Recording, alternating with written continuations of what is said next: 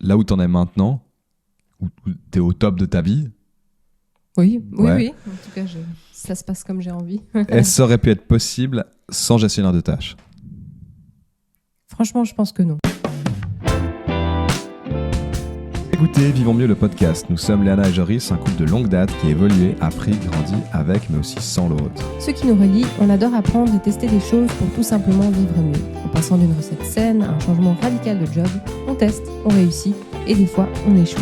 Aujourd'hui, c'est ça qu'on veut partager avec vous. On passe des heures à discuter de tous ces sujets ensemble, alors pourquoi pas installer juste un micro entre nous deux.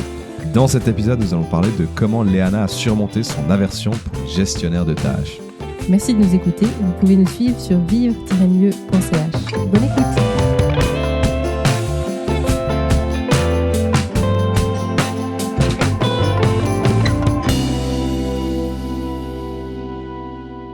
Un gestionnaire de tâches, c'est donc pas plus différent qu'une feuille de papier où on note des tâches, sauf que ça fait partie d'une application qui a du coup plusieurs possibilités, fonctionnalités pour que ça soit plus facile à gérer. C'est quelque chose, moi, que j'aime bien à la base. J'ai toujours grandi dans construire des Lego, construire des trucs, planifier comment j'allais faire, etc. Donc, j'ai toujours été un peu comme ça. Toi, à l'inverse, Léana, c'était pas trop ton truc. Non. Je t'ai connu dans une période où t'étais à l'école. Je me souviens vraiment donc, tu disais, il faut que je rende un travail et tu bossais toute la nuit à le rendre à la dernière seconde. J'étais pas organisée, c'est vraiment ça. Ouais, même envoyer le mail sans la pièce jointe. Faire exprès pour être vous dans n'avez les pas mis la délais. pièce jointe. Ah, pardon. Évidemment, encore 2 heures où tu peux bosser dessus. Donc. Très bonne technique, ça. Très bonne technique. Et bref, je t'ai montré ça. Ta première réaction, ça a été c'est quoi ce truc? T'as eu du dégoût. Finalement, tu t'es prise au jeu, sinon on serait pas là à en parler. Moi, ma première question avant de commencer, c'est par rapport à ce que tu étais il y a 5 ans en arrière dans ton organisation personnelle et ce que tu es maintenant dans ta vie perso, professionnelle et tout. Est-ce que tu as l'impression que là où tu en es maintenant, où tu es au top de ta vie, Oui. Ouais. En tout cas, ça se passe comme j'ai envie. est-ce que ça aurait pu être possible sans gestionnaire de tâches? Franchement, je pense que non. Non, parce que j'aurais continué à faire des choses au dernier moment, quand ça devient dans l'urgence, et pas avoir une vue d'ensemble, et pas savoir vraiment où je voulais aller. Le gestionnaire de tâches, en fait, c'est pas juste noter des tâches, mais c'est vraiment avoir des projets, puis voir au long terme.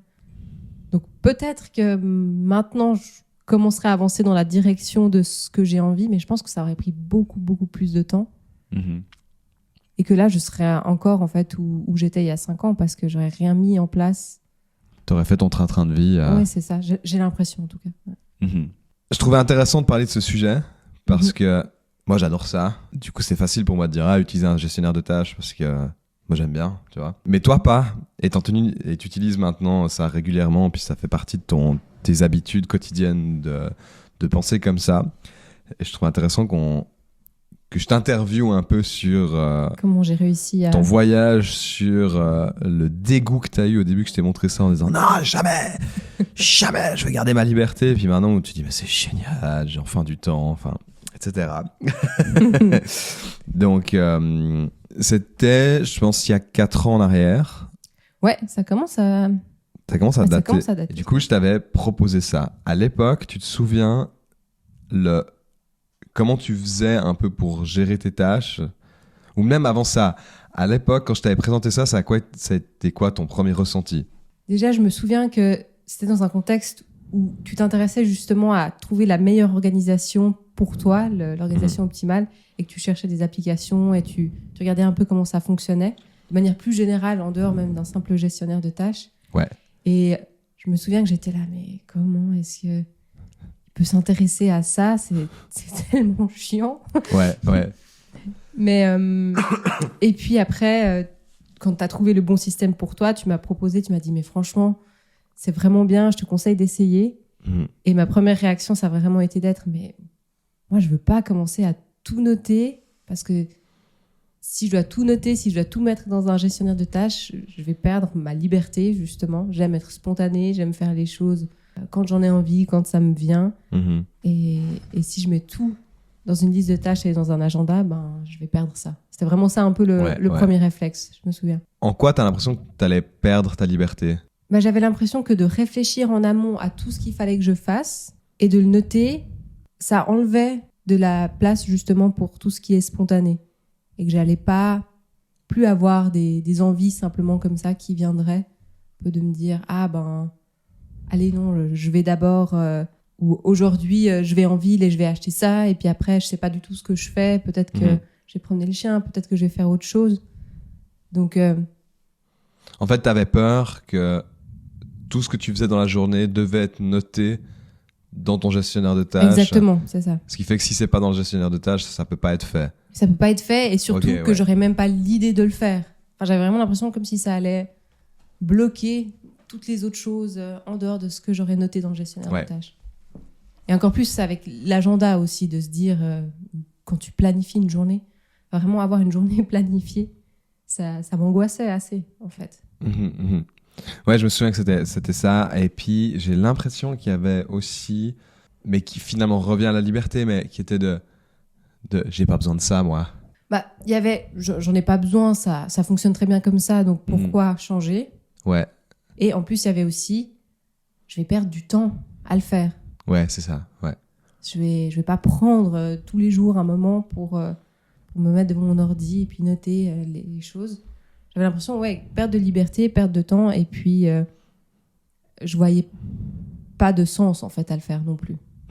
Et à l'époque, comment tu faisais du coup pour rester organisé, rester à jour sur les choses que tu devais faire? Est-ce que tu l'étais? Alors non. Voilà, ok. Bah, c'est vrai que c'était plus aléatoire. Je gardais beaucoup dans ma tête, en fait, simplement. Quand j'avais l'impression que je savais plus où j'en étais, je prenais une feuille de papier et je notais ce que j'avais à faire. Et quand tu faisais ça, tu suivais ta feuille de papier, mais... Alors, même pas. Ok. C'est-à-dire que...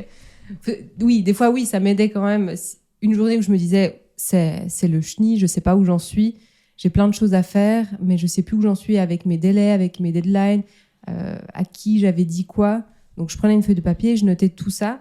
Et puis, ensuite, j'essayais de voir un peu quelles étaient les priorités, puis de commencer. Au final, cette feuille de papier, je la mettais vite de côté, où elle disparaissait. Et puis, mais ça me permettait de reclarifier, en fait, les tâches dans ma tête. Ok. Donc ça, c'était avant. Ouais, ça, c'était avant.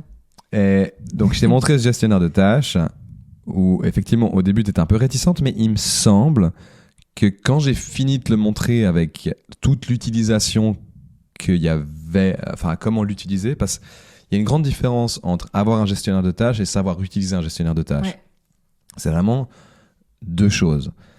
Et c'est comme avoir un grand jardin avec plein de légumes, mais ne pas savoir jardiner. C'est vraiment... Il faut les deux. Ouais. Et j'ai l'impression que quand je t'avais montré tout ça, que c'était intéressant pour toi. Ouais. Tout d'un coup, tu t'es dit, ah, enfin, je sais pas si c'est ça avec le recul, mais il me semblait qu'il y avait eu ça. Sinon, j'aurais laissé tomber, je crois. Oui. Bah, je pense que quand tu me l'as présenté, sur le moment, je me suis dit, ah, mais en fait, peut-être que ça peut être utile. Parce que mine de rien, j'en ai un peu marre de pas être bien organisée, d'être toujours celle qui dit « Ah, j'avais oublié, ah oui, il faut encore que je fasse ça », ou de me retrouver à 21h, à vite devoir aller chercher un truc quelque part parce que je m'en rappelais plus et puis que j'en ai absolument besoin pour le lendemain. C'est vrai qu'il y avait quand même des points un peu, on va dire, de souffrance comme ça, qui font que quand tu me l'as présenté, je me suis dit « Bon, ça n'a pas l'air si compliqué, ça n'a pas l'air de prendre tant de temps que ça. » Et puis, ça a presque l'air un peu fun. Parce que aussi, ce côté de dire j'organise tout hyper sérieux et tout ça, ça me déplaisait aussi, tu vois. Non, ça, c'est pas fun, ouais. Et du coup, en voyant que ça pouvait être fun, facile, et surtout m'enlever une charge, je me suis dit, ça a l'air intéressant. J'ai l'impression que quand je t'ai montré, tu voyais un truc qui était pour gérer tes tâches, et qu'à la fin, c'était plus un truc pour faire quelque chose de tes idées. Ouais. Bah, c'est ça. Faut vraiment le point principal, c'était faire de la place dans ma tête, surtout. Ouais. Ça, je me suis rendu compte que c'était vraiment le must d'avoir un gestionnaire de tâches, c'est vraiment de pouvoir laisser de l'espace dans ta tête pour autre chose que te rappeler de ces petites choses. Ça, c'est vraiment le point qui revient aussi quand on parle de l'organisation plus en général. Oui, clairement. Mais ouais, et de pouvoir organiser ses idées et puis voir que ça me permettait d'avoir aussi plus d'entrain sur les différents projets que j'avais en cours. Donc, je t'ai montré ça et effectivement, moi, je me souviens très bien que tu étais là. Ah ouais, mais c'est intéressant. Tout d'un coup, tu t'es pris au jeu. Tout ça, c'est hyper bien. Le grand danger, parce que je fais quelques accompagnements où j'explique, je mets en place avec la personne son gestionnaire de tâches et je remarque qu'au début, on est à fond dedans. Puis on se dit, ah tiens, génial, je vais pouvoir faire tout ça, tout ça, tout ça.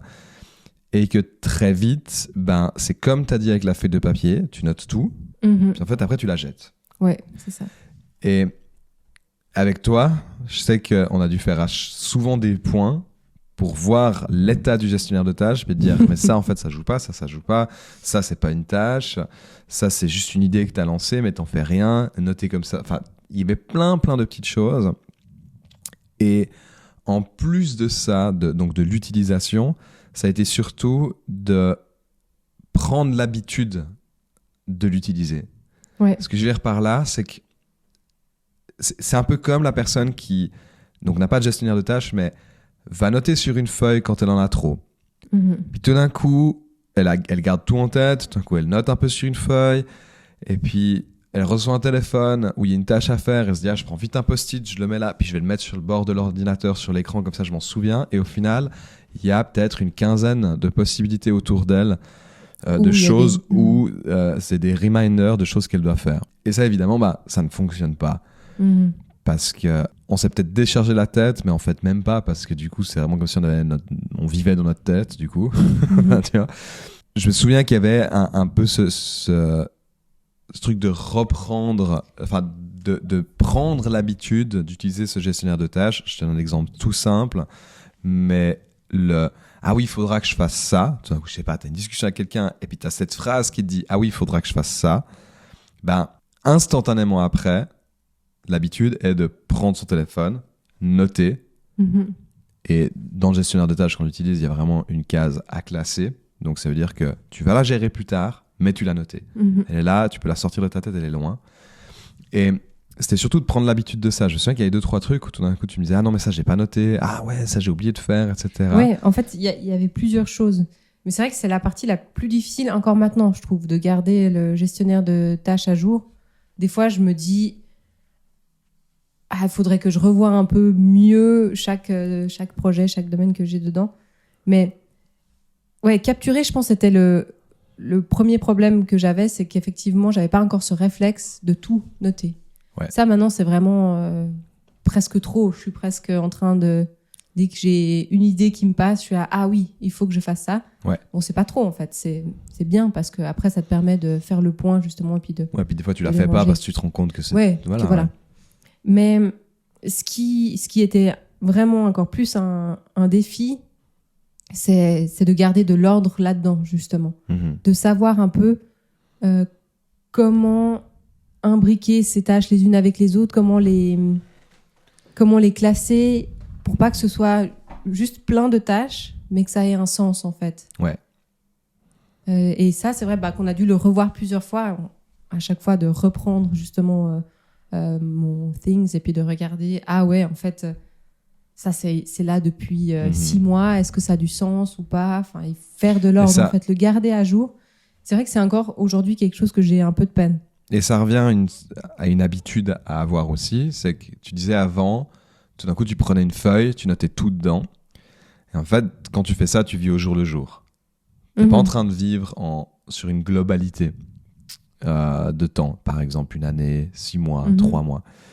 Et le gestionnaire de tâches, il a vraiment cette possibilité-là assez facilement de pouvoir dire, si tu as une tâche, soit elle fait partie des commodités, donc qui est tâche ménagère, acheter du lave-vaisselle, préparer le repas parce que t'as des potes qui viennent, etc. Mais quand c'est un truc qui est de l'ordre du job, prenons le job, ou des projets perso qu'on aurait qui sont un peu plus gros, ben, cette tâche fait forcément partie d'une hiérarchie. Donc, par exemple, si tu te dis, tu viens d'emménager dans une maison et puis que ta tâche, elle s'appelle faire le balcon. Donc, le balcon est vide et puis tu as envie qu'il soit tout joli pour... tu fasses ton ménage en avril et puis tu veux qu'il soit beau pour l'été. Faire le balcon est un truc beaucoup trop vaste et vague pour que tu puisses le faire. Ouais. Et c'était de prendre cette habitude de dire, au lieu d'avoir une tâche qui s'appelle acheter des fleurs, caillebotis, genre des trucs qui sont peut-être bien classés dans la section maison, mais qui sont un peu éparses. Il y en a où c'est juste écrit caillebotis, il y en a d'autres où c'est acheter des plantes, on comprend pas ce que c'est. Et c'était de dire, non, en fait, tout ça fait partie d'un projet qui est de faire mon balcon. Et dans mon balcon, en premier, il faut que je fasse ça, après je peux faire ça, après je peux faire ça. Puis tu sais la priorité de tes tâches dans l'ordre dans lequel tu veux faire. Exactement. Je me souviens que c'était assez ça que tu avais encore du mal à visualiser. Et moi aussi, puis après, je vais donner 2-3 techniques que j'ai quand je ne sais pas comment séquencer mon projet. Ouais. Mais c'est prendre cette habitude-là de voir les choses plus en grand qu'au jour le jour. Et ça aide énormément, en fait. Je me suis rendu compte à terminer un projet. Parce que souvent, quand tu as des tâches comme ça un peu éparses, ça fait que, oui, tu achètes les caillebotis, tu les mets à la cave parce qu'en fait, il te manque encore quelque chose et une fois, tu t'occuperas. Ou tu as acheté les plantes, mais pas le caillebotis, puis il faut enlever toutes les plantes pour mettre le caillebotis. Ouais, voilà. Et du coup, un projet peut durer, en fait, extrêmement longtemps avant qu'il soit terminé. Alors que si tu as réussi justement à le séquencer, à dire, ok, c'est faire le balcon. Et du coup, il y a ça. Et qu'ensuite, ces tâches, elles apparaissent dans ton gestionnaire de tâches au fur et à mesure. C'est presque une certitude d'arriver au bout du projet sans trop avoir à réfléchir. Et ça, c'était aussi un point où je me suis dit, purée, mais en fait, c'est hyper agréable parce que je sais, je peux faire confiance à ce que j'ai mis dedans. Parce que ça fonctionne. Et que quand ça apparaît, je fais ce que ça me propose. Je me dis, oui, c'est vrai que là, ce samedi, je pourrais faire la première tâche de ce projet. Du coup, j'achète les caillebotis. Donc les caillebotis, juste parce qu'il n'y a pas tout le monde qui sait ce que c'est. C'est vraiment du parquet pour dehors. Oui, c'est voilà, ça. C'est dalles en bois voilà, c'est ça un caillebotis. Et puis, Et du coup, automatiquement, en fait, en prenant le temps de revoir, et ça prend juste un tout petit temps, en fait, quand c'est bien au début géré. Moins, puis au début moins, et plus tu fais, plus c'est habituel, rapide. Ouais. Tu prends le temps de revoir un peu ce que tu as dans ton gestionnaire, de mettre en place pour la semaine, et tes projets, ils se terminent comme par magie, presque. Non, mais plus naturellement, parce qu'ils ils sont bien pensés. Et pour aider pas mal de gens qui sont justement pas très organisés ou qui n'ont pas pris le temps de s'organiser, l'erreur numéro 1, c'est ça. C'est qu'ils se font avoir par le côté émotionnel des tâches plus que par la hiérarchie logique tu veux dire, des choses. Tu fais ce qui te plaît le plus. Exact. Ouais. Ou ce qui te semble le plus important. Puis en fait... Des fois, il faut quand même des étapes avant qui sont des détails, mais... Ouais. Ça, je le vois beaucoup en musique, où c'est composer, arranger le morceau. Ça, c'est le truc qui est cool, tu vois. Mais en fait, il y a tellement d'autres petites choses à côté qui fait que quand tu es prêt à faire ça, ça va tellement plus vite parce que tu as pris le temps de préparer tout le reste. Un exemple tout simple, si tu te dis je veux faire un album de musique, et puis tu commences à composer ton premier morceau, tu mets quand même toutes les chances de ton côté pour que ça aille dans tous les sens. Évidemment, c'est de l'art. Évidemment qu'on veut de la créativité, on veut que quelque chose soit pas figé. Mais si maintenant tu te poses, parce que du coup en faisant ça, t'as créé un morceau, ok, cool. Le premier il vient souvent assez vite. Le deuxième, par contre, il est cool, mais il a rien à voir avec le premier. Tellement rien à voir que tu te dis, mais c'est quasi 2 projets différents. Alors est-ce que je fais pas plutôt un morceau que je sors comme ça, puis un autre sous un autre nom, puis ça te fait plein de nouvelles questions que t'as. Puis le troisième morceau, il est nul parce qu'en fait, tu sais plus qui t'es. Je schématise, mais c'est un peu des trucs que je vois souvent. Tandis que si tu te dis, ok, j'ai un projet d'album. D'accord, j'ai un projet d'album, je veux faire, ou d'EP, je veux faire un petit album de 5 titres. Puis tu fermes les yeux, tu te dis, comment je le vois ? À quoi il ressemble ? C'est quoi ça ? C'est quoi la pochette ? qu'est-ce que j'ai envie d'entendre comme son, etc. Et tu notes plein d'idées, ce qu'on appelle un mood board. Et c'est comme ça que ça se passe dans un projet. Au début, on va mettre les choses effectives qu'on veut, et puis donc les choses qui sont sûres. Par exemple, je veux que ça soit enregistré en Norvège dans ce studio parce que je trouve qu'il est cool. Voilà, ok, ça c'est tu veux qu'il y ait ça, et tu veux que ça soit chanté en espagnol. Voilà. Le reste, tu sais pas encore, mais ça c'est sûr que tu veux qu'il y ait. Ok. Après, tu fais ce qu'on appelle un mood board, c'est-à-dire qu'on va imaginer tout ça. Et le mood board, il n'a pas besoin d'être forcément à dessiner ou à coller avec des images. Ça peut être dans ta tête, un beau mood board. Tu te dis, ok, c'est ça que j'évalue, je veux ça. Et puis, quand tout ça fait du sens, bah là, on commence à mettre les priorités et puis voir dans quel ordre c'est le plus logique de mettre les choses en place. Et au début, c'est hyper difficile de faire ça si on n'a pas pris l'habitude de le faire. J'ai l'impression que c'est un peu ça dans ma tête. C'est jamais... c'est difficile de construire comme ça, vraiment plan par plan, sauf si je mets une structure de l'extérieur, mais c'est plus des choses qui viennent un peu à gauche et à droite et puis qui partent dans tous les sens. Et ça, je pense que c'est des façons de processer la chose. Mais c'est vrai que pour le gestionnaire de tâches, on est un peu obligé de voir ça sous forme de hiérarchie. Justement, et ça, tâches, c'est bien quand on a cette tendance à voir la chose sous tous les angles. Bah, ça oblige un petit peu à recentrer et à prendre un temps pour hiérarchiser. Et comme ça, c'est fait. En fait, on le fait une fois, c'est fait, puis ça détend aussi en quelque sorte le cerveau, quoi. Ouais. Maintenant, dans les petites techniques, la dernière que j'ai trouvée, que j'avais jamais pensé à faire pour hiérarchiser quelque chose, c'est quand tu as un projet et que tu n'as vraiment aucune idée de comment commencer et que tu es perdu. Eh ben, l'intelligence artificielle est extrêmement douée pour ce genre de truc. Donc, ChatGPT, Claude, enfin voilà, une intelligence artificielle, tu lui expliques ce que tu es en train de faire et puis que tu veux qu'il te sorte les étapes, l'ordre dans lequel il faut le faire. Évidemment qu'il va sûrement falloir revoir parce que peut-être qu'il va trop en mettre, peut-être pas assez. Faut apprendre aussi à utiliser l'intelligence artificielle pour qu'il te réponde. Mais c'est un outil qui est hyper intéressant dans ce genre de trucs, et des fois pour des choses toutes simples dont on se rend pas compte, ou dès qu'on voit un truc comme une montagne, pose-lui la question puis regarde ce qu'il te répond. Et moi je sais que j'utilise ça de plus en plus sur des plus gros projets où j'ai peur d'aller dans le mauvais sens, et je peux même lui demander 3 options, il me propose 3 options puis je dis tiens, celle-là c'est la meilleure. Donc voilà. Ouais, c'est vrai que c'est une bonne aide des fois pour structurer un peu sa pensée ou ses idées, ou avoir un cadre. Et maintenant, comment tu te sens face à ce gestionnaire de tâches? Tu avais dit que tu notais presque trop dedans, ça fait partie de toi maintenant, c'est plus du tout un... Maintenant, ma vie a changé. Non, mais c'est vrai. Oui, maintenant, je note très facilement. Dès qu'il y a quelque chose à faire, je note. Et surtout, j'ai plus peur, parce qu'avant, j'avais un peu peur de noter faux. Typiquement, dans le truc, dans la partie à classer, je me disais, il faut d'abord que je réfléchisse, c'est quoi comme projet, en fait, ça fait partie de quoi, pour le noter dans mon gestionnaire de tâches bien. Et en fait, ça faisait que je notais pas tout, et ça bloquait l'utilité que ça a, parce qu'il y a des choses qui se perdaient, parce que je me disais, il faut d'abord que je réfléchisse à comment je veux les mettre en place. Et maintenant, vraiment, dans à classer, c'est souvent un petit peu le chenille, parce que je note toutes les idées. Des fois, je les mets pas tout le temps avec un verbe aussi dans la partie à classer. Mais je sais que je vais reprendre ça en fin de semaine, et puis que je vais me dire, ok, ça, c'est ça va dans ce projet-là. Ou est-ce que c'est un projet, justement? Ou est-ce que c'est une tâche? Ça, on en avait parlé un peu dans un autre épisode, de définir les domaines, les projets, les tâches. Ouais, une tâche n'a qu'une tâche, un projet peut avoir plusieurs tâches. Exactement. Et donc là, je me prends plus la tête. Dès que j'ai une idée, je note, et je sais qu'il y a un jour que je vais prendre pour revoir tout ça.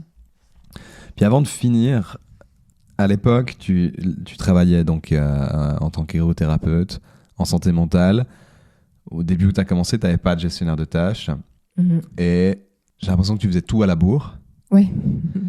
À la fin, c'est toi qui as instauré un gestionnaire de tâches dans la boîte? Pas tout à fait, mais... En fait, je sais plus. Mais oui, je crois que c'est moi qui leur avais introduit En tout cas, c'est ce que tu m'as dit, ouais. Cet outil. Non, tu le dis, j'avais complètement zappé ça. Mais c'est vrai que j'avais commencé à utiliser un outil, là, pour le coup, Todoist, parce que c'était sur PC, pour mieux m'organiser. Parce que c'était un point qu'on me reprochait aussi au travail. C'était, bah, c'est super, tu bosses bien, mais on sent qu'au niveau organisationnel, ça pourrait être mieux. Et du coup, ça aussi, ça a été un peu une sonnette d'alarme et de me dire, OK, il faut que je change quelque chose. Et du coup, j'ai mis ça en place aussi au travail. Et ce qui fait qu'on a décidé en fait d'utiliser cet outil de tâches pour toutes les employés là-bas. Et même, j'ai pas l'impression que ma vie est devenue un travail non plus, tu vois, parce que ça, c'est aussi une autre chose dont on avait parlé, mais j'ai l'impression que en gérant notre vie personnelle comme on gérait le travail, justement, ça peut donner cette impression que la vie personnelle, c'est du travail, mais en fait, pas du tout, parce que cette gestion de tâches, là, on en parle comme si on faisait ça 24 heures sur 24. Non. Mais ça prend rien de temps, en fait. C'est vraiment une fois que c'est bien mis en place. C'est regarder qu'est-ce qu'on a à faire, et puis ensuite, c'est faire les choses, et puis c'est à la fin de la semaine, prendre 15 minutes pour préparer la semaine suivante, et puis voilà. Tu sais que la plupart des gens que j'ai aidés, c'était un moment de leur vie où ils avaient beaucoup trop, puis ils n'arrivaient plus à avancer.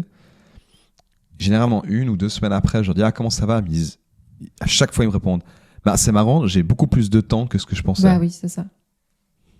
Donc tu gagnes du temps. C'est la fin de cet épisode, j'espère que ça vous a plu. Si vous avez des questions, des demandes, n'hésitez pas à nous écrire sur le site qui est vivre-mieux.ch. Il y a la rubrique podcast avec tous les épisodes et il y a une section commentaires dedans. Si ça vous intéresse d'en savoir plus sur comment utiliser un gestionnaire de tâches, n'hésitez pas à nous écrire. On va proposer un accompagnement spécialisé, mais pour l'instant on est en phase un peu test. Donc si ça vous intéresse, n'hésitez pas à nous écrire, on peut discuter ensemble une solution. Et puis sinon, vous pouvez aussi nous retrouver sur Instagram, sur _vivre_mieux. À bientôt. Ciao.